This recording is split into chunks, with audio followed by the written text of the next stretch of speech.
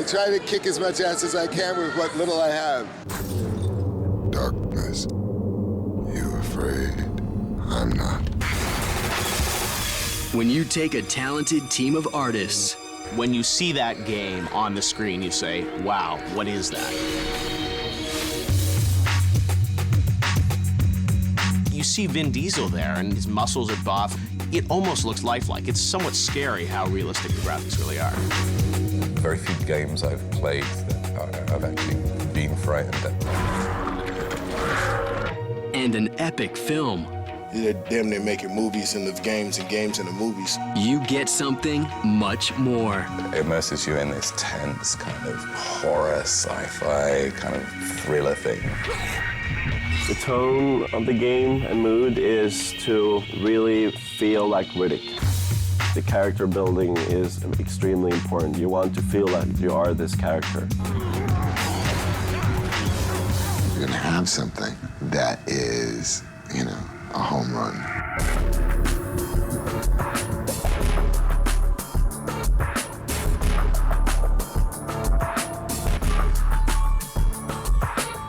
This is the Chronicles of Riddick, Escape from Butcher Bay. The dark can protect you.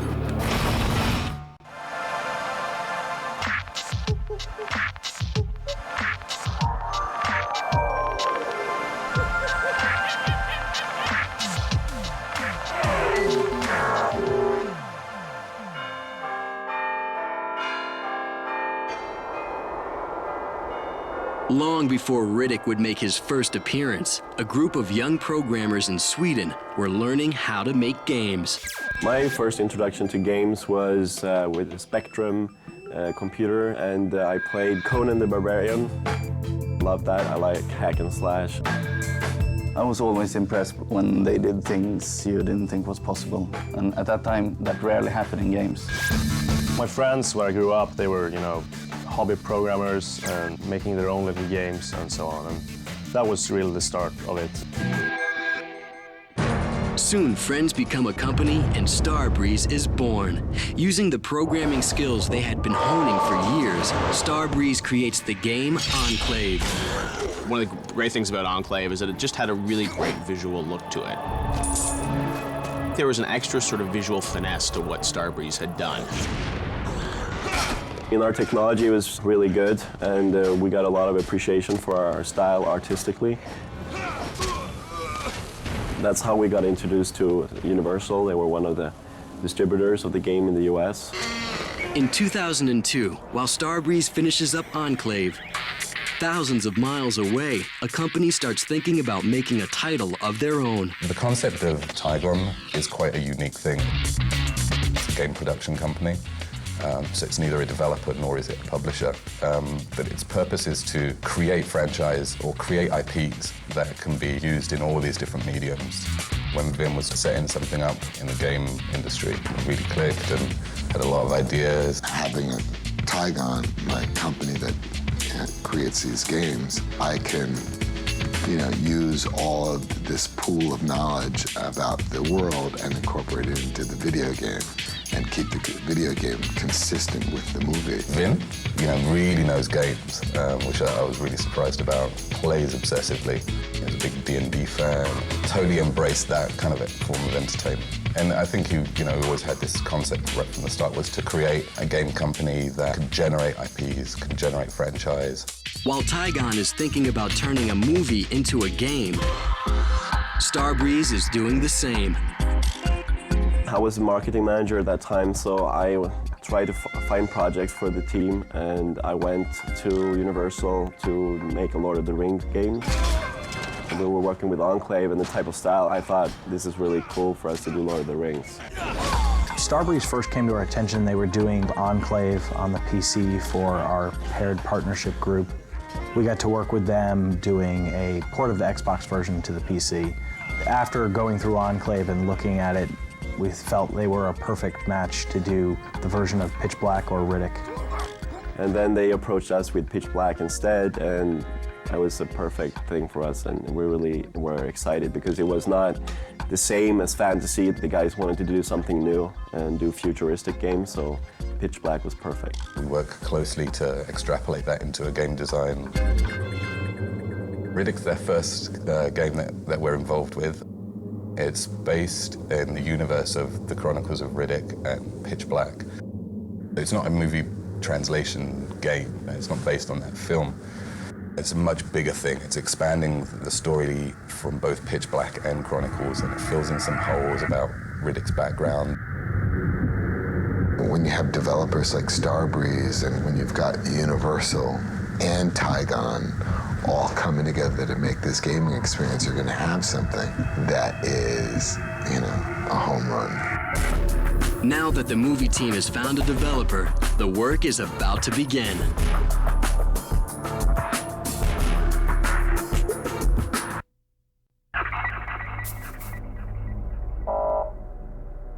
In early 2002, the developer Starbreeze begins to work on a game based in the Riddick universe. But making a game based on a movie can be a difficult job, even for experienced developers. The exciting thing about using a licensed product, foremost, is from the beginning the team really felt like, I don't want to work on the licensed product.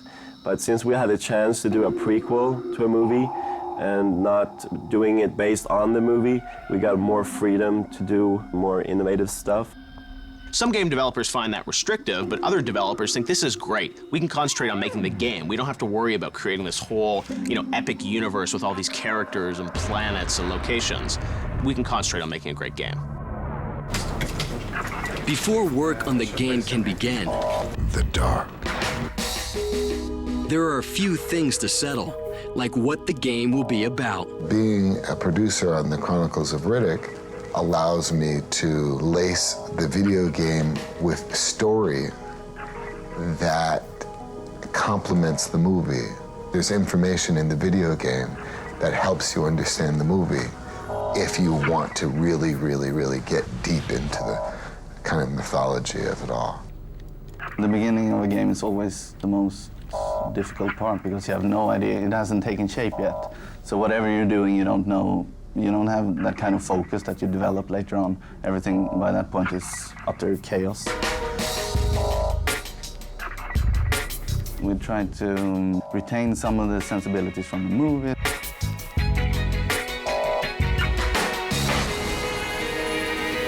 So we're telling the story about Riddick when he escapes Butcher Bay. Prisoner walking! Which is a triple max prison facility on this Planet of desert.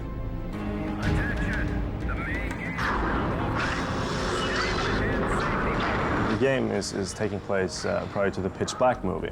It's also prior to the new movie. Hey, what are you bringing to us? Thinks his don't stink. The game is set 10 years before the movie. We really wanted to do that in order to add value to the franchise as opposed to translating the movie directly into a game. Okay. So a player that gets through this game and then goes and sees the movie is going to get more out of the movie than someone that just goes to see the film. It's not just a play the movie game. Hey, come talk to me for a second, will you? It's actually conceived as a prequel to the movie. So the idea is that you'll play the game before the movie comes out, and it'll sort of lead you up to the actual film. And this isn't sort of some story that was dreamed up by the game developers and had nothing to do with the movie team.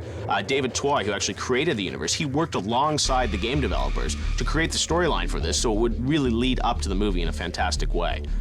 So from day one, he's always been giving us feedback on our way of creating his universe. So it's great because you'll play the game, then you'll get to go see the movie, and you really get two stories for the price of one. In this huge epic, if you don't have the room, really, to explain some backstory, you cannot escape your destiny.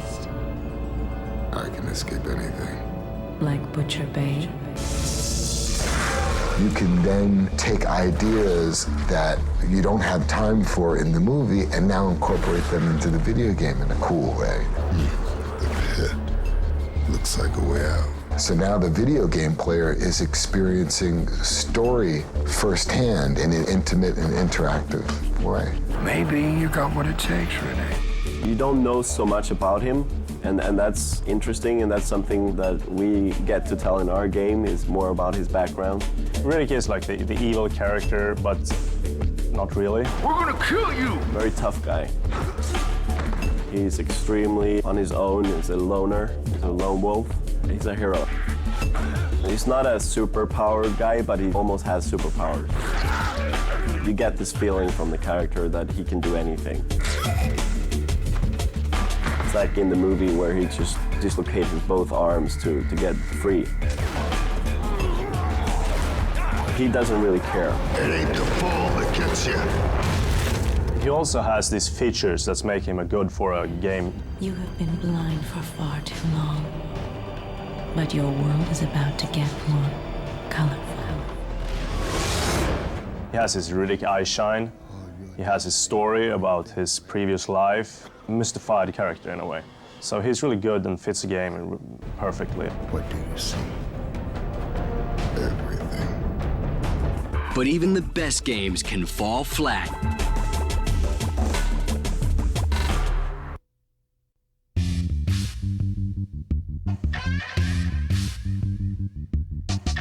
Once the developers have found a setting for Riddick, they find things for him to do. So there is a really balanced blend of stealth, frenetic shooting, or intelligent navigation. Locked. To get further along in the game. Not a problem. And there are multiple ways of achieving an objective as well, so you can choose to be more stealthy or frenetic, action and all that sort of stuff. The sneak mode in the game is something that we put in there to give the player the feeling that, okay, now you're sneaking. You're really sneaking now. There's a stealth element to the game, which is really pretty interesting. When you actually go into stealth mode, the color of the screen changes. Basically turns to a blue hue, so you know that you're actually hidden in the shadows. It's kind of nicer to do that as opposed to having a whole bunch of icons on screen. You must be here somewhere. You don't have all these sort of, windows all over the game screen to mask the environment. Someone's here. I'm gonna check. The eye shine in the game is something we use in dark areas. If he uses it in a light room, it's gonna be a problem for him because it's gonna get so saturated and bright, so he can't use it there. But in dark areas, he can use this. To really use the eye shine is to first take out the lights in an area. Who's breaking those lights? How can we do gameplay and atmosphere around this technical aspect? In its simplest form, you hide around a corner and you see someone's shadow, and that's a way to know where an enemy is. But in Riddick, we, hopefully we've taken it to the next level, where you really do choose to take out lights, then use the darkness to your advantage. It immerses you in this tense kind of horror, sci-fi kind of thriller thing. That's the entertainment value. The reason we use the third person is that in first person, usually you just see the world. We implemented that you can see your own body to get the more feel that you are the character, and also that you get to see Riddick when we go in third person, when he climbs.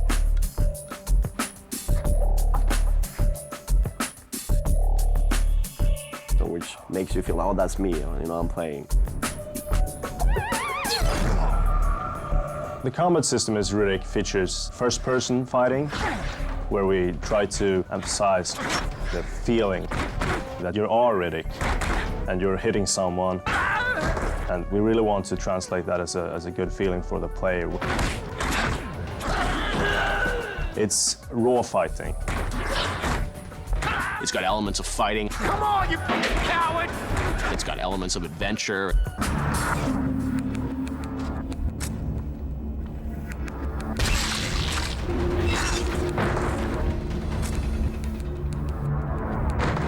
It's got elements of storytelling. I should just have them put slugs in both your heads right now. Why ruin a nice carpet? And when you put it all together, it's one of the most anticipated games of the year. I expect things could get ugly. I'll be disappointed if they don't. The team at Starbreeze knows they need a look that is just as cinematic as the film it's based on. The technology in Riddick is the latest stuff you can see today. It's really using all the powers in the consoles and gives us an engine that can take care of the graphics and detail we really want in the game. I think what makes the Riddick engine interesting is the visual look of it. When you see that game on the screen, you say, wow, what is that? I've never seen those kind of graphics before.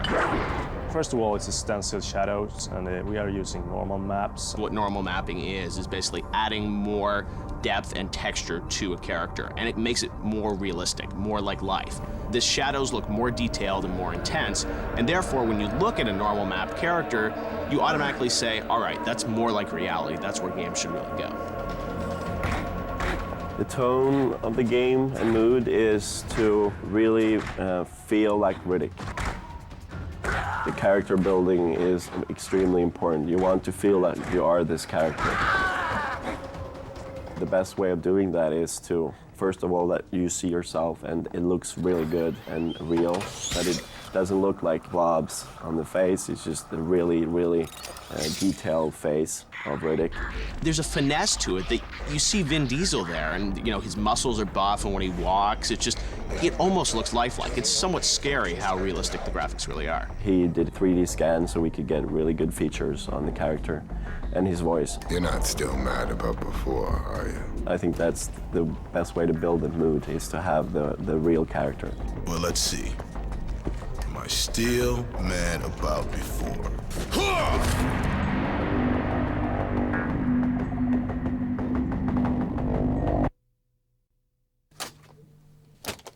Just roll it when you're ready. Aren't you gonna do something for that weapon slap? Let's do one more round. Come on. Riddick wouldn't be complete without the actors who make the characters what they are. Hey, well, looky here. Having the star doing the VO for the game is extremely important. Just to get the team's feeling that he's part of this project is very important. Get out of here. Also to get the right feeling of the game. I mean, if you use somebody else's voice, it will be noticed. Now you ain't paid me for that shank, so it ain't yours. Come take it. It's all this part of being perfect on everything. It's also, of course, to have the star's voice. It belongs to me. We got the VO for Vin, which is great to have in the game. Now things get interesting. Obviously, he's a great character and makes the voice really good, and it really is Riddick in the game. You're gonna need some eyes. Vin Diesel is actually an integral part of the game. And what Vin has done is he actually really participates in the development of the game. So yes, his likeness is there and his voice is part of the game. Darkness. But he's actually a producer on the game. And I mean, in the past, people would say, oh, you know, an actor doing a video game, he's just gonna wreck it. I'm a real fighting game guy.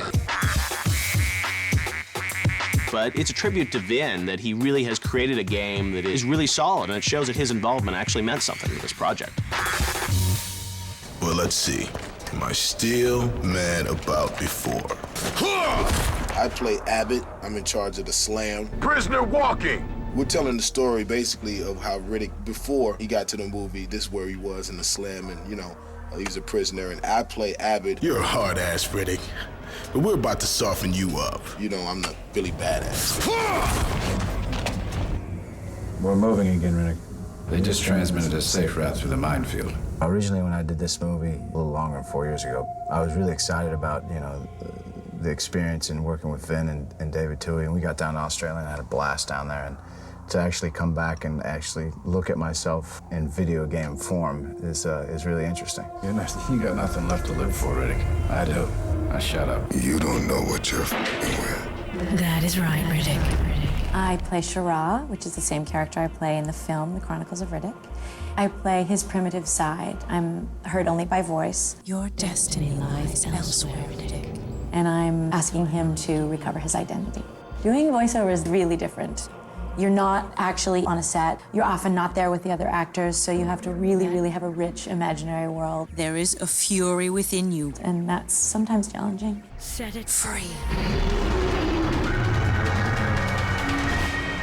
The Chronicles of Riddick, Escape from Butcher Bay combines the best of films and games to become a truly immersive and cinematic experience. The Xbox is a really powerful system. Riddick is really taking the Xbox to a whole new level. So people played Halo, they said, hey, this looks great. I can't imagine graphics getting any better. And then here we have Riddick coming out and taking the system to a whole new level. It's not the days of Pac-Man or, where everything is just one-dimensional. As the technology develops and everybody pushes the envelope as far as creating the games, the more that the public gets interested. The response to the game has been phenomenal. But it really is an amazing game in all aspects, story and art and technology. Very few games I've played that I've actually been frightened at points. This is one of them. It's a very fun experience. It's not as precious as filmmaking. You get to do things and hide behind computer-generated characters for this video game just to have fun with. And that's what actors do. Actors play. Actors role play. Actors have fun. It's the modern-day puppet show.